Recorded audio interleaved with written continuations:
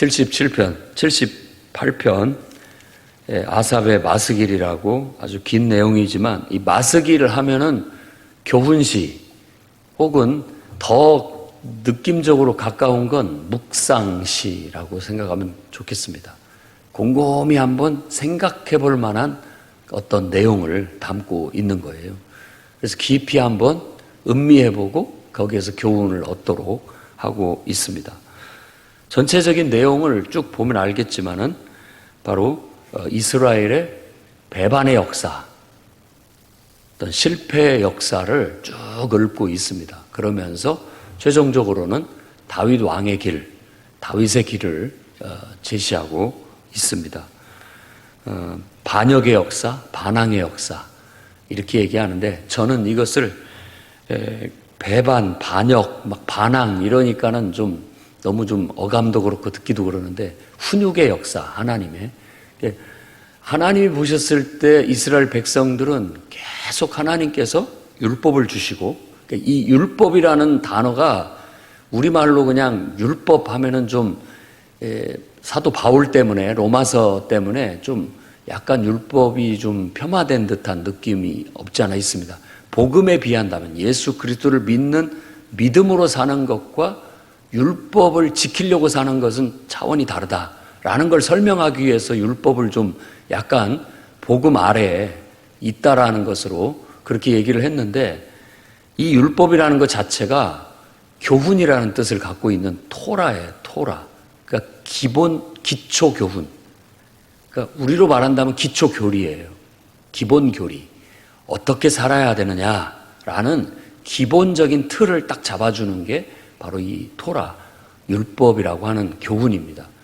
사람이 그냥 자연 그대로 살아간다.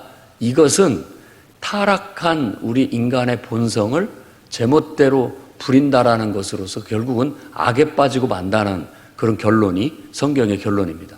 그러니까 인간을 너무 믿지 마십시오. 인간은 이미 타락한 존재로서 어떤 창조주께서 통제해 주지 않는다면 믿을 만한 인간은 하나도 없다. 이렇게 보시면 됩니다. 이미 타락했기 때문에. 그래서 자기 감정을 자기 마음대로 할 수 있는 사람도 없고요, 자기 의지를 자기 마음대로 할 수 있는 사람도 없다는 거예요. 그렇다면은 믿을 수 없다는 것이 되는 거죠. 자기가 말했으면서도 자기 말을 못 지킵니다. 그리고 그렇게 해야 되는 줄 안다고 하면서도 그렇게 해내지를 못합니다. 그걸 하지 말아야 된다는 걸 알고 있으면서도 그걸 하고 말아요. 그게 인간의 연약함이라고 할 수 있는 거죠. 그걸 인간의 연약함, 또 다른 말로 그걸 죄라고 그렇게 말합니다. 그런 인간을 다스릴 수 있는 것은 창조주 하나님밖에 없고, 우리 인간이 그런 어떤 내 감정이나 내 의지의 균형을 잡고 통제할 수 있는 길은 그분이 내 마음 중심에 딱 내 균형을 잡아줄 때 가능한 거예요. 그래서 내 의지를 뛰어넘고 내 감정을 뛰어넘는 하나님의 통제력에 의해서 우리가 바로잡히게 되는 겁니다. 그래서 이스라엘을 택하시고 하나님은 그 이스라엘을 그런 어떤 삶을 살도록 훈육하기 위해서 율법, 기본 가르침을 주신 거예요. 이렇게 좀 살아봐라 라고 하는 그들에게 정해준 규칙을 주게 되는 겁니다. 그래서 그 율법 속에는 이미 예로부터 감춰졌던 것, 그리고 그것들을 다 드러냈고, 들어서 아는 것과 조상들이 전해준 것, 이런 것들을 다 정말 하나님의 뜻 안에서 총정리를 해낸 것이라고 볼 수 있어요. 그래서 이 2절 말씀 같은 경우는 예수님께서 마태복음 13장 35절에 이 말씀을 간접 인용해서 비유로 말하는 거에 대해서, 그래서 옛날부터 감춰졌던 비밀을 이 비유를 통해서 드러낸다라고 그렇게 얘기하는데, 이 비유라는 단어는 수수께끼 같다라는 그런 단어와도 같아요. 그러니까 뭔가 깊은 의미를 담고 있는데 알아듣는 자는 알아듣습니다. 근데 못 알아듣는 사람은 잘 몰라요. 왜냐하면 하나 이상의 의미를 갖고 있기 때문에 그래요. 비유라는 것은. 그러니까 피상적인 이야기가 아니라 그 이상의 어떤 이야기를 담은 거예요. 그럴 수밖에 없는 것이, 눈에 보이지 않는 어떤 것들은 뭘로 표현을 합니까? 그러니까 어떤 비유로 표현을 해서 그 이상의 의미를 갖게 만드는 거죠. 사랑이라는 걸 어떻게 알 수 있습니까? 눈에 보이지를 않는데. 그걸 비유적으로 말했을 때, 이런 것이다 라고 했을 때, 이런 느낌을 말하는구나, 이런 어떤 것을 얘기하는구나를 깨닫게 되는 그런 가르침인 거죠. 아무튼 율법이라는 것이 딱 일단 표면적으로는 딱 정해진 어떤 규칙들을 딱 주고 있지만, 항상 우리가 잊지 말아야 할 것은 그 표면적인 표현 그 이상의 하나님을 만나야 됩니다. 성경을 읽을 때 글로 되어 있고 글의 묘사, 문학적인 묘사와 표현, 그것에 갇히면 우리가 결국 하나님을 모르게 되겠지만 그 속에 담겨져 있는 하나님을 만나게 되면 여러분들은 제대로 성경을 읽고 있는 거죠. 제대로 된 독법이라고 할 수 있는 겁니다. 그러니까 제대로 율법을 배우고 그 율법을 통해서 하나님을 알아가고 그 하나님을 통해서 아는 만큼 내가 내 삶으로 그 삶을 실천해내고 하나님의 뜻을 이루고 하나님의 역사를 이루는 것이 하나님이 우리를 훈계하시는 궁극적인 목적인 것이죠. 그래서 여기서도 율법의 목적을 7절, 8절 잘 설명을 해주고 있습니다.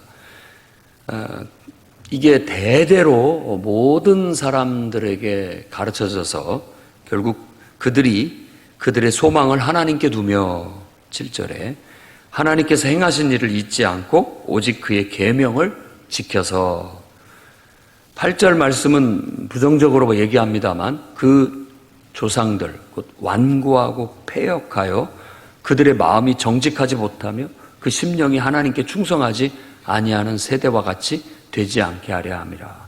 이 말은 고집 부리지 않고 순종, 충성할 수 있게 만드는 거예요. 그러니까 우리가 신앙생활이라는 것 자체가 우리의 고집, 내 생각, 내 뜻 이것을 하나님 앞에 내려놓고 하나님의 통제, 하나님의 인도하심을 받아서 조율하고 그래서 하나님의 뜻대로 살아가는 거, 그거 훈련하는 겁니다. 인생이. 태어나면서부터 죽을 때까지 그렇게 하나님이 장치를 해놓으셨고 태어나서는 부모의 또 교육받는 교사들의, 선생님들의, 스승들의 그리고 또 결혼하면 배우자를 통해서 자녀를 낳으면 자녀를 통해서 항상 배우게 하신 거예요. 나이가 어릴 때는 어릴 때대로, 젊을 때는 젊을 때대로, 나이를 먹으면 먹은 대로 그때 맞는 하나님의 훈육의 장치들이 다 있어요.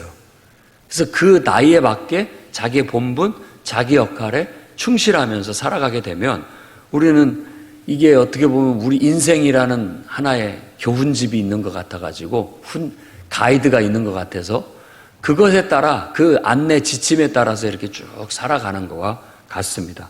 그러면서 우리는 그 속에서 하나님을 발견하고 그 속에서 하나님을 알아가고 하나님을 배우고 그분 안에서 존재하는 법을 배우고 그분을 내 안에 담아서 그분을 닮아가며 그분의 뜻을 내 삶을 통해서 내 인격을 통해서 이뤄가는 그런 삶을 살아가게 하신 거예요.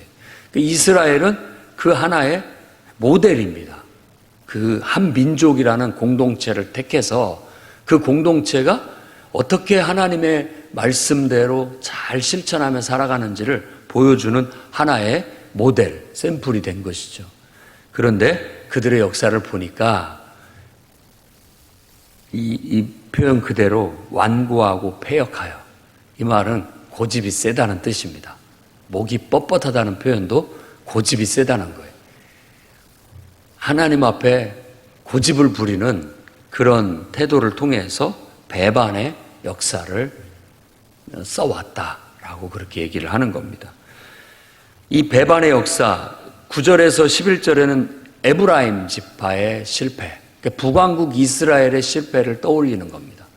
북왕국 이스라엘이 여로보암을 통해서 딱 그 나라를 지도자로 세웠는데 완전히 곁길로 가버리고 말았죠.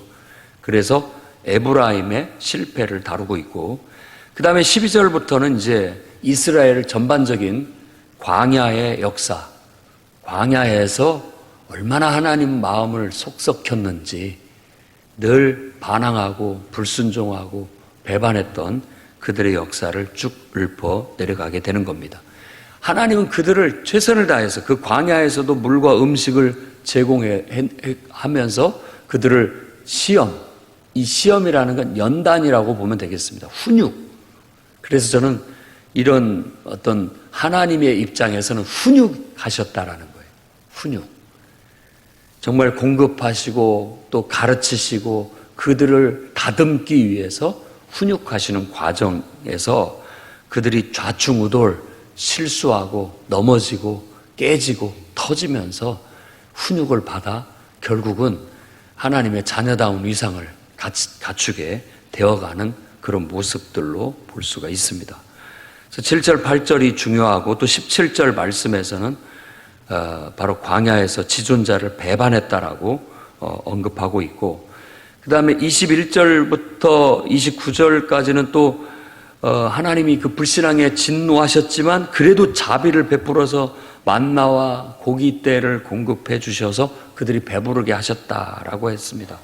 이제 여기서부터는 그러나라는 단어에 초점을 맞춰야 됩니다. 30절에 그러나 결국은 그들이 욕심을 부려 또다시 넘어지고 말았다. 실패하고 말았다라는 거고, 또 하나님은 진노하시고 그들에게 벌을 내리셨고 그들이 38년 동안의 허송세월, 그 허송세월을 하게 됐다. 결국은 훈육을 따르게 되면 그 다음 단계로 나아갈 수가 있지만 자꾸만 훈육을 받지 않고 겉돌게 되면 그 자리에서 머물러서 그 과제를 수행하고 하기 전에는 넘어갈 수가 없는 거예요. 그러니까 38년 동안 약 40년간의 훈육을 광야에서 받았던 것들을 회상하게 됩니다. 그리고 또 36절에 그러나 또 그렇게 얘기합니다.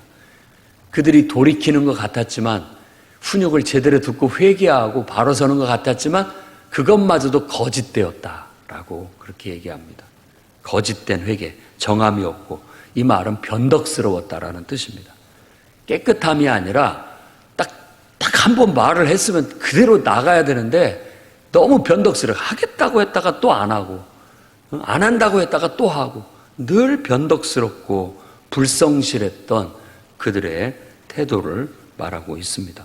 그리고 또 56절에 그 앞에 부분에는 하나님께서 그래도 그들을 거듭 다시 또 훈육하시고 인도하시고 늘 노여움, 분노를 일으키고 분노를 유발했지만 그래도 또 화낼 때는 화내시지만 그래도 그들을 끝까지 끌어안고 가나안 땅으로 인도하셔서 그들을 돌보셨고, 또 이제 특히 출애굽 때 10가지 재앙, 또 홍해 통과, 시내산 언약, 그리고 광야 통과, 가나안 땅 정착, 가나안 땅을 정복, 가나안 땅 정착, 이 모든 역사를 한 번에 쫙 읊으면서 다 얘기를 하면서 56절에 그러나 지존하신 하나님을 그들이 반항하고 배반하고 거짓되게 행했다라고 다시 한번 언급을 합니다. 그것은 그 가나안 땅에서 산당 제사를 끊임없이 하지 말라는 일을 계속 숨어서 했고요. 또 우상 숭배 다 타파하도록 했던 것들도 몰래 우상을 섬겼던 그런 것들을 기억하시면서 이렇게 말하고 있는 겁니다. 결국 그들은 그 문제를 극복하지 못하고 그들을 대적의 손에 붙이셔서 결국 성막을 떠나셨고, 그건 성전 파괴를 의미하는 거고 포로로 끌려가게 됐다는 거예요. 북왕국은 일찍이 아수르에게, 그리고 남왕국은 바벨론에 회망해서 결국 성전이 다 파괴되고 그들이 끌려가는 역사를 보여줬다라는 겁니다. 이게 배반의 역사고 이스라엘을 모델로 한 훈육의 역사라고 얘기합니다. 이 역사는 사도행전에 보면 스데반이 한번 또 쫙 읊죠. 스데반이 자기가 그 사내들인 공회 앞에 서서, 공회원 앞에서 자기를 대변하는, 거기서 돌에 맞아 죽던 때 했던 설교가 똑같은 얘기입니다. 너희들도 조상들과 같이 똑같이 이 배반의 길을 가고 있구나. 배반의 역사를 되풀이하고 있구나라고 지적을 한 거예요. 예수 그리스도를 통해서 우리를 구원하러 하나님께서 그분을 보내셨는데 왜 그분을 깨닫지 못하고 거역하느냐라는 그런 명설교를 하고 순교를 했던 내용이죠. 그 내용과 이 아삽의 마스겔의 내용은 거의 똑같습니다. 그런 역사죠. 우리 인생도 가만히 보면 어려서부터 우리가 참 고분고분 말 잘 듣고 잘 컸는지는 모르겠습니다만은 항상 이런 훈육의 역사, 그때 내가 그렇게 더 부모님 말씀을 잘 듣고 또 어떻게 보면 하나님 말씀대로 똑바로 잘 살았더라면 하는 그런 후회가 되어지는 우리의 인생일 수도 있겠습니다. 65절에 잠에서 깨어나신, 갑자기 탁 정신 차리듯이 깨어나신 주님을 언급하고 있는데 사실 주님이 깨어남이 아니라 우리가 깨어나는 거죠. 우리가. 주님의 깨어남은 곧 나의 깨어남입니다. 왜냐하면 내가 깨어나야 주님이 깨어난 것처럼 보이거든요. 예수님이 그 풍랑이는 배에서 잠들어 있는 것은 예수님이 잠자는 것도 되지만 내가 잠들어 있을 때 주님이 잠들어 있는 것 같이 느껴지는 겁니다. 우리가 흔들어 깨워서 결국 제정신을 똑바로 차리고 다시 하나님 마음에 합한 자와 같았던 다윗, 그와 같은 순종의 길, 그와 같이 하나님 마음에 딱 합한 그 길로 가야 됨을 마지막에 덧붙임으로써 우리가 가야 할 길을 보여주고 있는 겁니다. 늘 우리의 어떤 신앙이 문제가 아닙니다. 우리가 하나님 앞에 불순종하는 게 문제입니다. 이 문제를 해결하지 않는다면 한 발자국도 나갈 수가 없고 성장할 수가 없어요. 변화, 이건 쉽지 않은 문제입니다. 변화를 일으킨다라는 거. 나부터도 잘 안 바뀌는데 누군가를 바꾼다? 이건 정말로 용광로 같은 열정이 없으면 불가능합니다. 물도 100도가 넘어야 끓어오르잖아요. 100도를 안 넘기는 한에는 끓지도 않습니다. 그 정도를 넘어서야 되고 용광로와 같이 어떤 기점을 넘어서야만이 나도 변할 수가 있고 다른 사람들도 변화시킬 수가 있어요. 훈육이라는 게 쉽지 않다라는 건 이미 여러분들이 다 경험해봐서 알 겁니다. 인생을.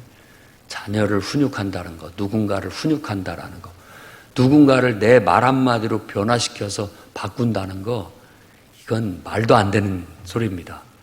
그만큼의 열정과 헌신과 희생과 어떤 것들을 쏟아 부어야만 조금 알아듣는 것 같고요. 조금 깨우치는 것 같아요. 그나마도 잘하는가 싶으면 또 어느 순간 제자리에 와 있어요. 다시 옛날로 돌아가 있다라는 뜻이에요. 그러니까 얼마나 이게 하나님도 가만히 보면 이런 하나님이라면 그냥 도대체 못해 먹겠다 이놈들. 도저히 좀 달라지는가 싶으면 다시 또 원위치에 와 있고 또 좀 잘하도록 막 혼내고 꾸중해서 좀 세워놓으면 조금 잘하는 것 같은데 다시 또 옛날 길로 돌아가고 얼마나 그 마음이 아팠겠습니까? 우리도 이런 것들을 안다면 우리가 지도자가 돼서 누군가를 지도하고 이끈다는 게 바로 이런 길이라는 거. 그래서 목자의 길이라는 게 그런 길이라는 거 아시고 여러분들이 기도하면서 주님도 그런 길을 가셨고 나도 그 길을 갈 뿐이다 라는 거고요. 또 한 가지는 내 역할을 하는 겁니다. 그 사람이 변화되는 건 하나님께 맡기고 내가 할 도리를 하고 내 역할을 하게 되면 하나님이 역사하신다라는 그런 믿음을 갖고 우리는 그저 스데반처럼 할 말 하다가 죽을 때 죽는 것이죠. 그런 마음으로 여러분들이 충성스럽게 나아가시기를 바라고 인생은 하나님의 훈육의 역사라는 걸 깨닫고 오늘 또 그분의 훈육 앞에 고분고분하게 말 잘 듣는 정말 온유한 그런 심령으로 충성되게 여러분의 삶을 온전히 살아내시기를 주의 이름으로 축원합니다.